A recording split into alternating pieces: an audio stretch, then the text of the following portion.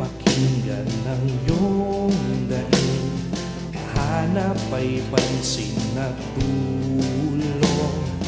Bawat panig ay humihiling, inigalinga at pagpapon. Ating bigsin ang sarili, tumayo at sabihin, hindi napapayag sa mali at sa diwali. Kikilos at ipapahayag, tayo ang gabay, magmamasid, magbabantay. Tumugon sa tawag ng panahon, nito'y sa atin karehiyon. Umukit ka ng bagong tadhana, yakapin ang pagkakataon. Ating itinig ang sarili, magsuri, mag-aral at makialam. Balitaan na Kababayan ang maaaring makakuha ng bagong kamalayan. Bayan, nito na ang panahon, ikaw ang sandata ng pagbangon. Di babalik at ipapahayag, ng bayan sa iyo'y tumatawag. Tayo ang gabay, magmamasid, magbabantay.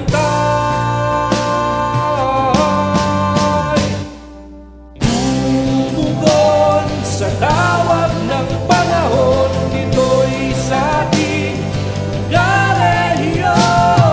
Lumukit ka ng bagong tadhana, yakapin ang pagkakataon.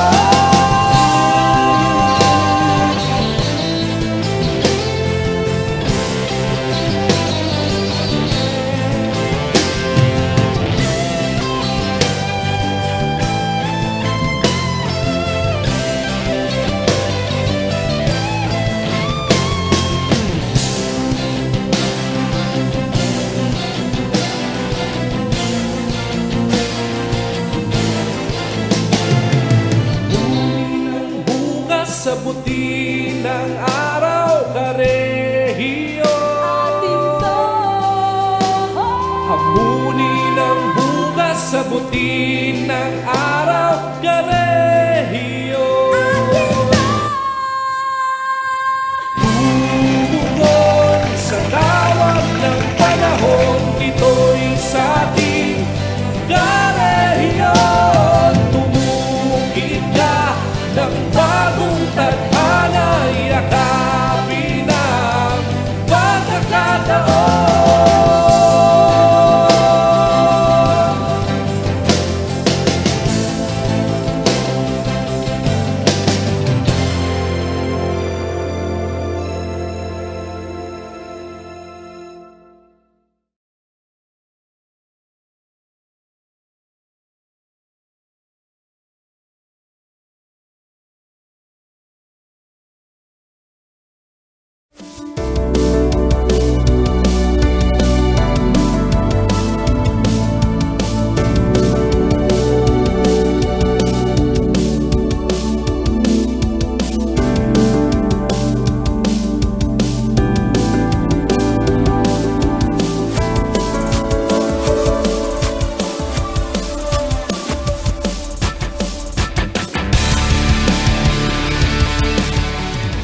Para malabanan ang COVID-19, ang kailangan natin ay tama at totoong impormasyon, hindi fake news. Huwag kaagad maniniwala sa nababasa at naririnig. Ang pagkalat ng mga maling paniniwala tungkol sa COVID-19 ay nagdudulot ng panik, takot at maling desisyon. Laging i-double check kung saan nanggaling ang nabasa o narinig. Maging mapanuri at i-share lamang ang tamang impormasyon.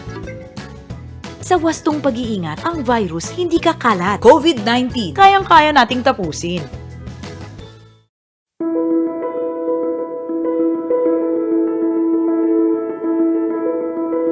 Napakalaki ng nagiging ambag at tulong ng CLTV dahil sila yung nagiging link lalo na sa mga information concerning the ongoing pandemic. Ipagpatuloy lang natin yung ginagawa natin. Napakaganda ng nagiging kontribusyon ng CLTV sa lahat ng sektor. Alam natin ang critical role ng media. Nabati ko kayo, tuloy lang natin ang laban. CNTV, nakakatulong siya not only in reaching people by seeing the commercials and ads. Yung ads and commercials nila comes from the heart. It is family-oriented. Kaya medyo madali siya mag-reach sa mga tao sa ganung paraan. From our INTU residences, I'd like to greet CLTV on their 14th anniversary. More power and keep on informing and entertaining and touching people's lives.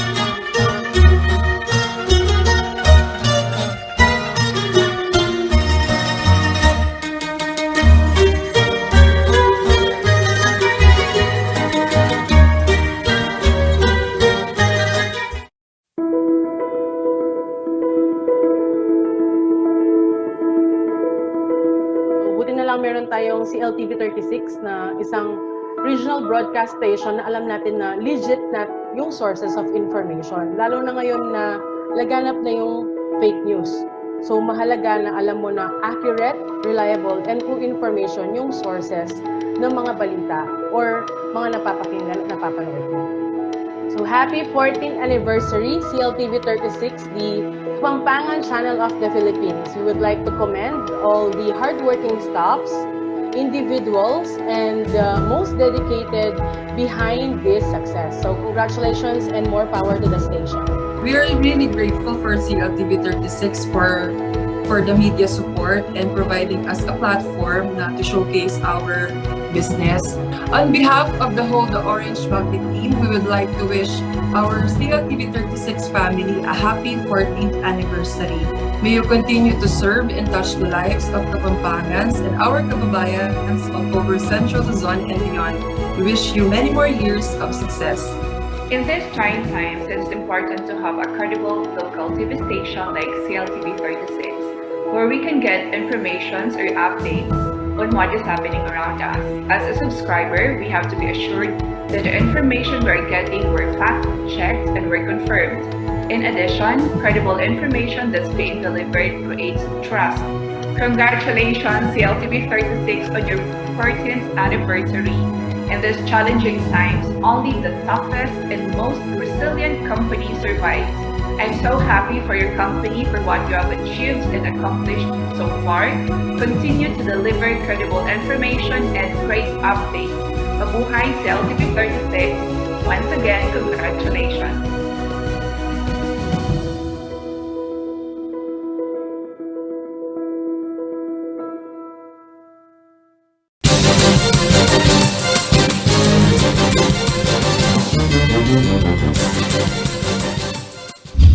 Narito na ang mga malalaking balitang Central Luzon ngayong araw. SAP distribution sa Santa Rita nagkaaberya dahil sa maling encoding. COVID-19 ward ng JBL Memorial General Hospital malapit ng mapuno. Ilang tauhan ng barangay, abonado na raw dahil sa extended na pagposte sa mga checkpoint. At Kapampangan music icon na si Totoy Pato, pumanaw na. Maya Pabengi, Pampanga, magandang gabi Central Luzon. Ako si Nicolette Henson Quizon. Narito na ang mga nanguna at tuntukang balita ng CLTV News. 900 beneficiaries ng Social Amelioration Program o SAP sa bayan ng Santa Rita, Pampanga ang hindi nakakuha ng kanilang ayuda dahil sa maling encoding ng kanilang date of birth o kaarawan. Base sa investigasyon ng Municipal Social Welfare and Development, sa mismong ginagamit nilang encoding system nagkaroon ng aberya. Darito ang ulat ni Rainiel Pawit. Umaga pa lamang ay nakapila na ang SAP beneficiary na si Aljon Atim mula sa barangay Dila, Santa Rita, Pampanga. Subalit pasado alas 4 na ng hapon ay nakapila pa rin siya upang ayusin ang maling birthday o kaarawan na naka-encode sa talaan ng DSWD. Imbes na May 20, May 21 ang nakalagay sa kanyang date of birth base sa database ng kagawaran. Ito rin ang rason upang umuwi siyang walang bitbit na 6,500 pesos na ayuda. Alas 8 pa kami dito, hindi kami nakapag-kumain eh. Kahit nga ngayon, hindi pa kami nakakain. Sana po mabigay na po yung ayuda po. Ang benepisyaryo namang si Fyron Morales mula sa barangay San Isidro ay pinagtataka ring nadagdagan ng isang araw ang kanyang kaarawan. Tama naman umano ang kanyang ibinigay na detalye noong panong kinukuhanan sila ng impormasyon ng mga opisyal. Importante kay Fyron ang dapat sanay makukuhang pinansyal na tulong. Magsimula kasi ng ipatupad ng lockdown, tigil muna rin ang kanyang pagkakonstruction. Dalawa pong anak ko para makatulong din po. Construction lang po yung trabaho eh. Minsan may trabaho, minsan wala. Aminado naman ng Municipal Social Welfare Development na malaking aberya ang maling encoding sa kaarawan ng mga benepisyaryo. Kinakailangan kasi nilang tumalima sa ibinabang order ng DSWD Regional Office na maibibigay lamang ang financial assistance kung tutugma ang impormasyon ng kada benepisyaryo sa naka-encode sa kanilang database. Naging problema nila is yung birth date nila. According to the secretary na mga in-interview ko kanina at kinuhanan ko ng comment, ang sabi nila, nag-encode naman sila ng tama. Kaso yung pong system, according to them, hindi rin din po nila alam kung bakit nagpa-+1 yung system. Wala pa namang ibinibigay na konkretong petsa ang DSWD Central Luzon kung kailan maipamamahagi ang ayuda ng mga naantalang SAP beneficiary. Ongoing na rin ang pagpupulong ng mga opisyal upang agad na maayos ang gusot sa SAP distribution. Sa 3,012 na SAP beneficiaries ng bayan, 30% o higit 900 ang hindi nakakuha ng ayuda. 6,500 pesos hanggang 13,000 pesos ang inaasahang ayuda ng bawat benepisyaryo. Rainiel Pawid, CLTV News. Umabot na sa critical status ang bed occupancy rate o bilang ng mga COVID-positive patient na dinadala sa Jose B. Lingad Memorial General Hospital sa City of San Fernando, Pampanga. Sa 381 allotted COVID-19 beds ng pagamutan, 339 na ang okupado. Samantala ayon sa coronavirus bulletin na inilabas ni Pampanga Governor Dennis Pineda, 6 hanggang 7 kapalin ang namamatay dahil sa COVID kada araw. Si Rainiel Pawid ang may detalye. Patuloy ang paglobo ng kaso ng COVID-19 sa Pampanga. Kaakibat nito ang dagsa ng mga pasyente sa mga pagamutan. Ang Jose B. Lingad Memorial General Hospital sa City of San Fernando, makailang beses na ring napuno. Noong Marso, 255 ang bed capacity sa kanilang COVID-19 ward. Pagpasok ng Abril, nag-expand sila sa 327 beds. At nitong Mayo, muli silang nagdagdag ng mga kama upang tugunan ang tumataas na bilang ng mga nagpupositibo sa COVID-19. Pagpasok ng buwan ng Mayo, 381 na ang inilaang COVID beds ng ospital. 339 dito ay okupado na. As of May 2, 2021, 123 sa 135 beds na laan para sa critical COVID cases ay okupado na rin. Occupied na rin ang 216 sa 246 beds na para sa moderate at severe cases. Ayon kay JBL Chief of Hospital Dr. Montserrat Chuchoco, kadalasan pa sa kanilang COVID patients na moderate ang kaso ay may mga sakit na hypertension, diabetes, chronic kidney disease, sakit sa puso at cancer. Paglilinaw rin ng hospital management, mariing ipinatutupad ang triaging sa mga pasyente. Dito'y binibigyang prioridad ang mga COVID positive na nangangailangan ng agarang atensyong medikal.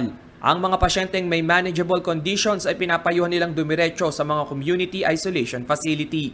Ang JBL ay isang referral hospital para sa mga moderate, severe at critically ill na mga COVID-positive patients, COVID suspects at COVID probable cases. Base sa latest COVID-19 bulletin ng Pampanga, halos 100 katao ang nagpo-positibo sa coronavirus kada araw sa lalawigan. At sa nakalipas na 1.5 buwan, 268 na kabalan na ang binawian ng buhay dahil sa COVID. So halos nag-average ho tayo ng 6-7 isang araw na namamatay na Kapampangan. Umiiral pa rin ang household lockdown sa buong lalawigan. Ito kasi ang isa sa mga nakikitang solusyon ng provincial government upang mapababa ang kaso ng COVID-19. Nitong May 1, umakyat na sa 15,440 ang confirmed COVID cases sa Pampanga. 3,244 ang aktibong kaso. Rainiel Pawid, CLTV News. Sa pagbabalik ng CLTV News, ilang kuha ng barangay abonado na raw dahil sa extended na pagposte sa mga checkpoint. At pamilya ng pinatay ng barangay tanod sa Florida Blanca, walang natanggap na death insurance benefit. Magbabalik ang CLTV News. Ang programang ito ay hatid sa inyo ng National Grid Corporation of the Philippines.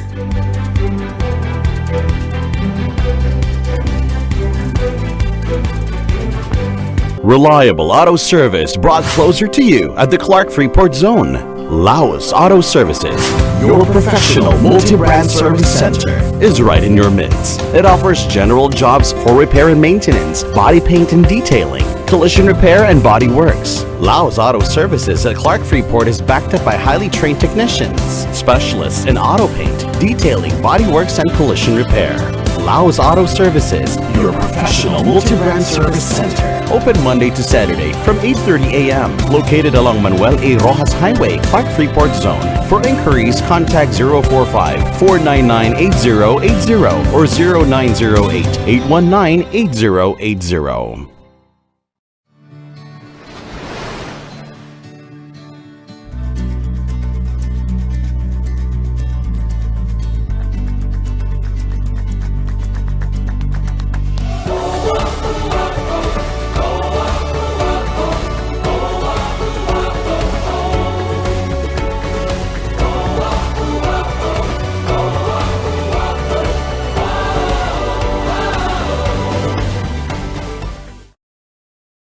In the next episode of Business Unusual. Is education a form of business? Let's find out from educator leader Dr. Luis Calingo on BizBuzz. Is there a difference really between running a real business, for-profit enterprise, and a non-stock, non-profit enterprise like a university? I believe higher education is a public good. It's a social good. It serves a public purpose. Na pag ginawa mo siya kasing parang private investment, parang ginawa mong pagkakakitaan, parang there's something wrong with that. Dibs on these tender, flavorful meat from Ribs and Chops. Meet a Kapampangan entrepreneur who promotes sustainability in fashion through her products. Let's get down to business this Wednesday, 8 p.m. Tune in to CLTV 36 or catch her live simulcast on her official Facebook accounts. Business Unusual with Sonia P. Soto, only here on CLTV 36.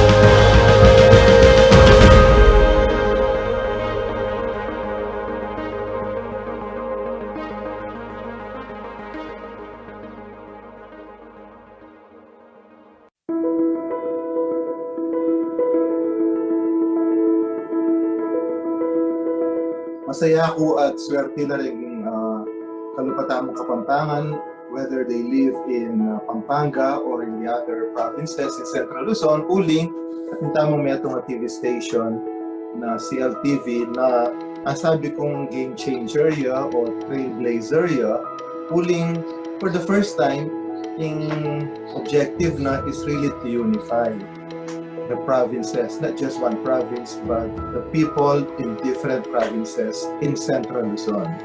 TV mo ngayon, live streaming na, social media, online, etc. na ingaganagan ng yato. Actually, yung access kay CLTV. Pasalamat kami kay CLTV na tinggap yung kami bilang partner. Diyatan kaya kayong gagawan, susuportan nila, and it's mutual. Yung gagawan, may susuportan nila naman. So, mga filmmaking amanong siswan, kanyan mo rin kaya kayong gagawan. Congratulations kay Ega na ganang matena ang Kapampangan at datang kay CLTV.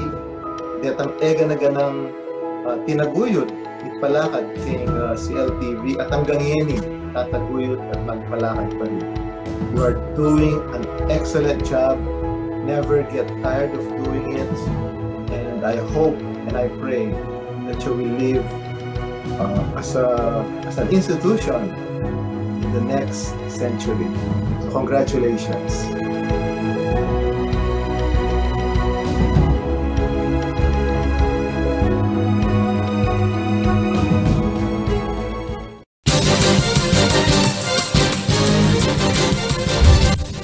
Nagbabalik ng CLTV News at sa iba pang mga nauunang balita. Nananawagan ng karagdagang support ng pampinansyal ang ilang barangay personnel na tumututok sa mga quarantine checkpoints ngayong umiiral pa rin ang Executive Order number 5-2021 o mas kilala sa tawag na household lockdown. Sa Barangay Santo Cristo sa Bayan ng Mexico, sinabi ng barangay captain na galing na raw sa kanilang sariling bulsa ang ginagamit na pondo para lamang mapostehan ang mga checkpoint. Atong report. Bunsod ng patuloy na pagtaas ng bilang ng mga nagpupositibo at maging ng nasasawi sa COVID-19 sa Pampanga, inextend pa ni Governor Dennis Delta Pineda ang pinahigpit na quarantine protocol na kung tawagin ay household lockdown sa buong lalawigan hanggang May 15, 2021. Kung titignan niyo po, ang mortality natin sa loob ho ng 1.5 buwan, umabot ho tayo ng 268. So halos nag-average ho tayo ng 6-7 isang araw na namamatay na Kapampangan. Dahil sa nasabing protocol, extended rin ang hamon sa mga tauhan ng barangay na obligadong tumutok sa mga barangay quarantine control point sa Pampanga. Sinadya ng CLTV News na magtungo sa ilang barangay checkpoint upang silipin ang implementasyon nito. Dito sa Barangay Santo Cristo, Mexico, iba ang salubong ni Kapitan Terence Napaw sa dagdag na 15 araw na extension ng household lockdown. Puna niya sa kapwa opisyal ng barangay sa ilang karatig bayan sa lalawigan ang dispalenghadong pagbabantay sa mga checkpoint. Actually, ako, personally, hindi ako natutuwa sa extension. Unang-una, ina-extend nila yung household lockdown. Yung implementation ng checkpoint sa iba't ibang bayan, iba't ibang barangay, hindi naman natutupad. Reklamo ni Kap, abunado na raw sila ngayon sa mga gastusin ng mga tanod na pinopostihan ng mga barangay quarantine control point. Unang-una, mga hinhain ng mga barangay captain, mga tanod, wala na kaming pang-ayuda sa kanila, wala na kaming pang-bigay pagkain sa kanila, sir. Ubus na yung pondo namin, hindi na kami pwedeng kumuha ng pondo ng barangay. Sa totoo, sir, kumuha na kami sa bulsa namin. Mayroong higit 3,000 ang populasyon na binabantayan sa komunidad ng Barangay Santo Cristo, Mexico, Pampanga. At sa limitadong bilang ng 20 tanod, bawat isa sa kanila ay kailangang bantayan ang higit 150 individual. Bagay na tila isang suntok sa buwan daw. Kaya upang mapagtagumpayan ang pananatili na hindi matakasan ng kanilang pagbabantay ay nakikipagsangganaan niya sila sa miyembro ng komunidad na bantayan ang kanilang kapitbahay. Naglagay ako ng poster, nandun yung pangalan ko, nandun yung Facebook ko. Kung sino man yung kapitbahay o kabarangay na lumilipat sa kabilang bahay, nire-report po sa amin. Panawagan ni Kapitan huwag umano sanang manlamig ang lokal na pamahalaan sa pagsadya ng pinansyal na suporta sa mga barangay level bago pa magpatupad ng extension. Malaking bagay din umano kasi ang nakukuha nilang ayuda noon upang maisaayos ang integridad ng community checkpoint. Hindi na namin kayang i-sustain yung gastos sa araw-araw. Hindi katulad nung una, binigyan kami ng ayuda ng gobyerno. Binigyan kami ng Kapitolyo na 1,000 per day. No? After nun, in-extend, nagkausap kami ni Mayor Tumang, binigyan kami ng additional na 20,000 bawat barangay. So, ilang beses po na po tayong na-extend. Ayon sa isang A1 source ng CLTV News sa provincial government, hinahanapan na raw ng pondo ang mga barangay para maipagpatuloy ang kanilang pagtatao sa mga checkpoint. Paolo G. Santos, CLTV News. Mga kabalen, natatandaan niyo pa ba yung isang barangay tanod na binaril at napatay habang nagbabantay sa isang quarantine checkpoint sa Florida Blanca, Pampanga, 4 na buwan na ang nakalilipas? Sinubukang kumustahin ng CLTV News ang naging takbo ng kanyang kaso at ating napagtaman na hindi tumanggap ng death insurance ang kanyang mga naulila. Ang rason, hindi raw nakapagbayad ng insurance premium ang municipal government ayon mismo sa kapitan ng barangay. Si Paolo G. Santos ang may exclusive report. Halos mag-aapat na buwan na ang nakalilipas ng bumulabog sa mata ng publiko ang kuha ng CCTV video na ito na ikinasawi ni Barangay Tanod Joseph Labonera. Binaril siya ng riding in tandem na teorya ng PNP. Iyon ay dahil sa pagiging mahigpit niya sa pagpapatupad ng minimum health security protocol sa Barangay del Carmen Checkpoint sa bayan ng Florida Blanca, Pampanga. Sa panahong patuloy ang extension ng household lockdown dito sa Pampanga na ang pangunahing inaasahan ay ang mga barangay official, kinumusta ng CLTV News team kung anong suporta ang nakuha ng mga naulila ng Barangay Tanod na si Mang Joseph Labonera. Nagulat kami sa balita ni Barangay del Carmen Kapitan Joel Santos dahil ang inaasahan umanong insurance death benefit ng namayapang si Labonera hindi pa nakuha. Financial, wala, yung ano lang, yung binigay lang talaga ni Coop kasi yung insurance nila, hindi ko malaman yung ano nangyari sa insurance ng sa munisipyo dati. Hindi na bumalik yung insurance agency na nag-aasikaso ng mga insurance ng mga tanod. Gawa daw ng pandemic. Yung pambayad naman namin, lahat ng barangay, gano'n na nangyari dito kaya nagpalit kami ng insurance.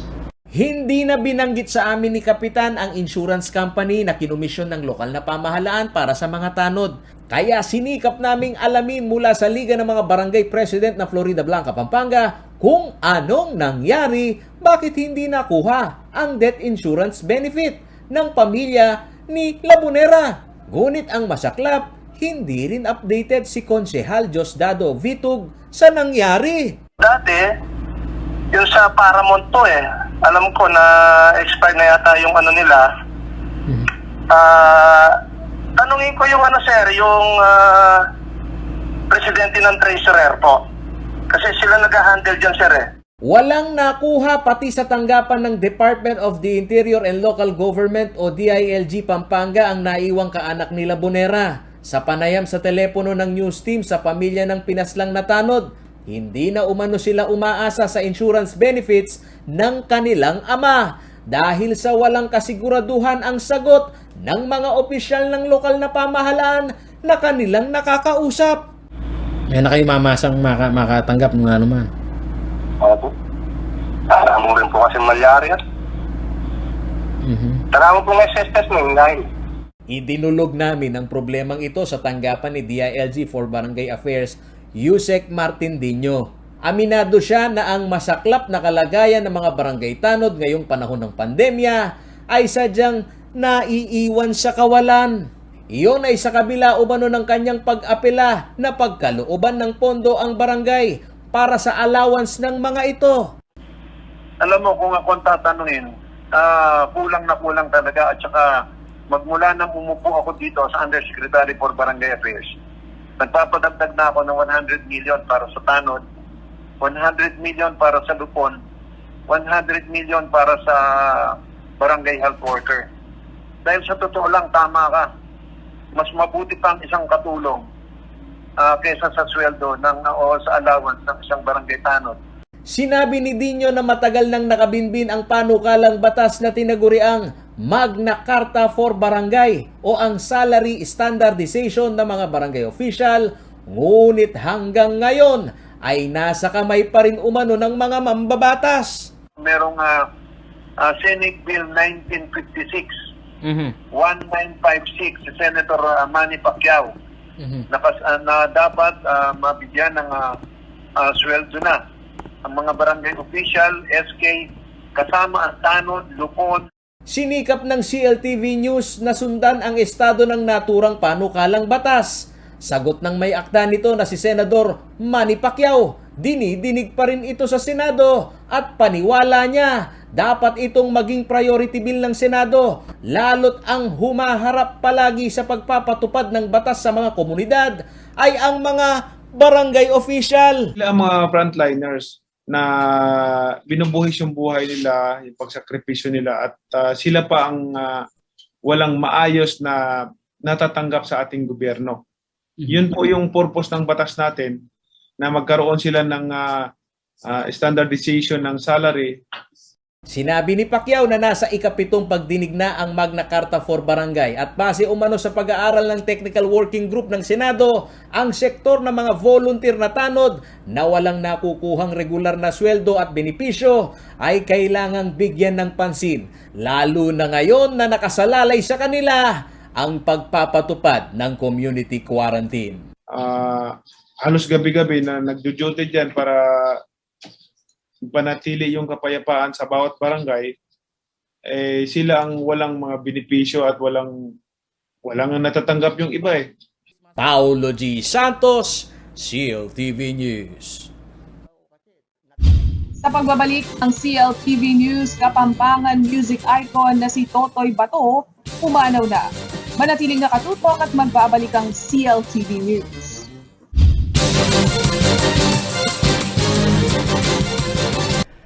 Ngayong mabilis at muling kumakalat ang sakit na COVID-19 sa komunidad, hinihikayat ng Siyudad San Fernando ang pagkakaroon ng diary ng bawat Fernandino.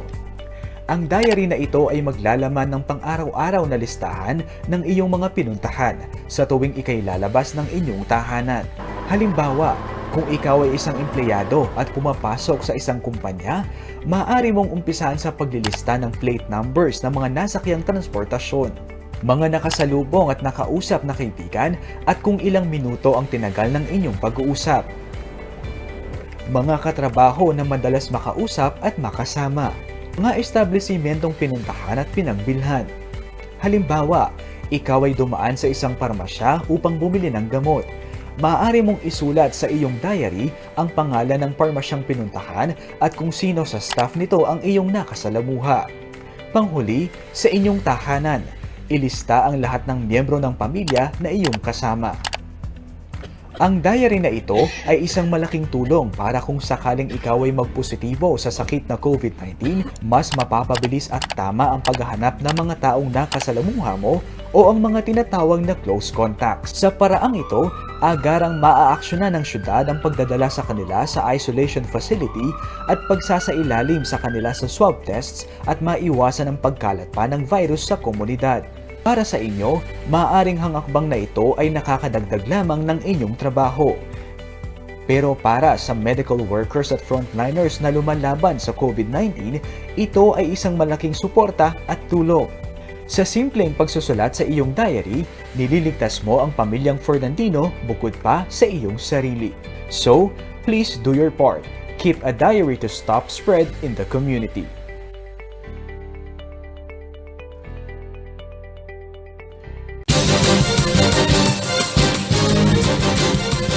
Nagbabalik ang CLTV News at sa iba pang mga naunang balita. Malungkot na balita, pumanaw na ang hari ng Pulosa na si Rodolfo Laksamana o mas kilala bilang Totoy Bato nitong May 2021. Ayon sa Center for Kapampangan Studies ng Holy Angel University, ituturing na haligi ng kulturang Kapampangan ang sumakdilang buhay na manlilikha ng musika. Itong ulan. Sa edad na 77 anyos, pumanaw na nitong May 2, 2021 ang tinaguriang hari ng Polosa na si Rodolfo Laksamana, kilala sa tawag na Totoy Bato dahil sa katandaan at matagal na nitong karamdaman sa puso. Ito ang kinumpirma ni Roby Tantingco, Kapampangan Historian at Direktor ng Center for Kapampangan Studies ng Holy Angel University. Isang malaking sorpresa at isang malaking kawalan para sa ating mga Kapampangan ang pagyaon ng isang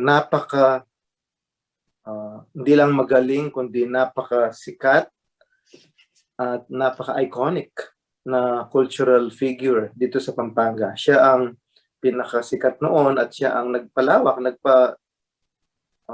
propagate sa art ng Polosa. Sa kabila ng pagyaon ni Totoy Bato, maituturing umano na eternal ang musika nito na nag-ambag sa makulay na industriya ng Kapampangan folk song.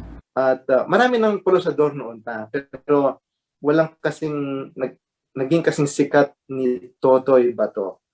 Kasi anong panahon ni Totoy Bato, 1980s, kahit saan ka pumuntang piyesta, political rally, kapag nagkakampanya noon ng mga kandidato, pinapauna nila sa entablado si Totoy Bato. Paliwanag ni Tantingco, buhay na buhay ang Polosa hanggang ngayon. Nakadikit ito sa pagkakakilanlan ng lahing Kapampangan. Napatunay dito ang pagkahumaling ng maraming OFW na tumatangkilik pa rin sa galing ng composer at pagsaliw ng musika ng hari ng Polosa.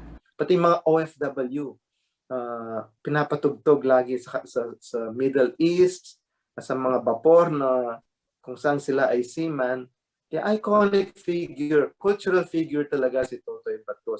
Ayon sa Center for Kapampangan Studies, 1980s nang unang maging popular si Rodolfo Laksamana. Hindi lamang sa mga musikang may kiliti, pumatok ang mga Polosa na nai-compose ni Totoy Bato. Maging ang resiliency ng Kapampangan sa pagharap ng iba't ibang delubyo, tulad ng pagputok ng Pinatubo at 40 days na walang tigil na pag-ulan, na resulta ay malaking pagbaha sa Pampanga na naging laman ng kanyang mga kanta. Ang kanyang pag-awit at saka yung kanyang mga lyrics na ginawa, they resonate with the Kapampangan experience. Halimbawa, nung panahon ng baha, malaking baha noong 1972, umawit siya noon yung 40 days. Napakalungkot na kanta. Napagkalooban ng tribute si Totoy Bato ng Center for Kapampangan Studies noong taong 2017 upang bigyan siya ng suporta mula sa ambag nito sa kulturang Kapampangan. Kahit na naka-wheelchair, sa pagdiriwang naman ng Pampanga Day ngayong pandemya ay kinaya pa rin nitong magtanghal kasama ang mga polosador na Kapampangan. Bagamat marami ang pumapares sa kanyang mga yapak, mananatili umanong buhay ang orihinal nitong gawa na tumatak sa kamalayan ng mga Kapampangan sa pagiging hari ng Polosa. Maraming gumagaya pero hindi kasing galing niya. In fact, ginagaya pati pangalan niya. Ang daming CD, music CD na lumalabas. Totoy Bato 2, Totoy Bato 3, Totoy Balas, Totoy Graba. Obviously, copycat sila, no? Imitator sila, but they never equaled him.